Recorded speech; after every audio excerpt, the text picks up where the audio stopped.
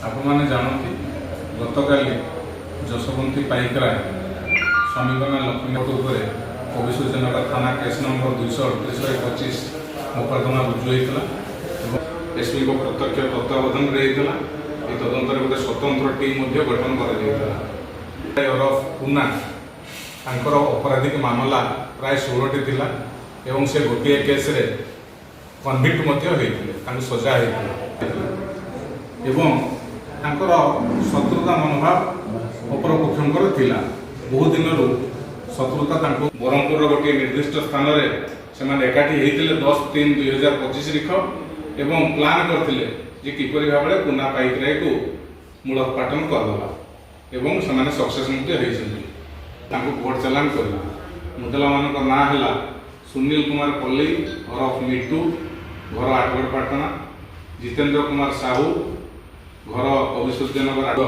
घर पथरापल्ली एवं श्रीकांत जेना घर हूँ मर्दराजपुर थाना पलुसरा यही 5 जन मुदलांकर प्रत्यक्ष एवं परोक्ष षड्यंत्र जोगु मृत्यु घटिला एथिरे अन्य आसामी मानकर संपृक्ति अच्छी से किपरि पुना पाइकराई को तदंत अब्याहत रही जी मुख्य आसामी सुनील कुमार पल्ली ओरफ मिट्टू सी होती मुख्य सी प्रत्यक्ष एवं परोक्ष समस्त को टंका दे सुपारी किलर एंगेज करते एवं पुना पाइकराई को गोली मारी हत्या करा सुपारी किलर मान तदंत चली खूब शीघ्र पाखे पुलिस पहुँचो एवं गिरफ्त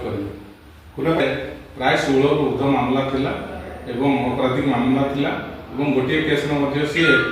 कन्विक्ट होते जेल दंड आठगड़पाटणार दुर्दांत अपराधी पुना पाइकराई देहांत होता हत्या करा जायतिला एवं यही हत्या घटनार तदंत आम सांगे सांगे आरंभ करूँ ये तदंत गोटे स्वतंत्र टीम एसपी प्रत्यक्ष तत्वावधान होता एवं आज आम 5 जन को गिरफ्त कर सफल होती मुख्य आसामी कहुवा सुनील कुमार पल्ली ओरफ मिट्टू को गिरफ्त कर समस्ते गत 10/3/2025 तारीख ब्रह्मपुर एक निर्दिष्ट स्थान में कन्स्पिरेसी करते योजनाबद्ध भाव में किपर पुना पाइकराई को हत्या करेंगे और से सफल होती आज आम 5 जन को गिरफ्त कर मुख्य अभियुक्त मिट्टू ओरफ सुनील कुमार पल्ली अंतर्भुक्त अच्छा अन्य 4 जन को गिरफ्त कर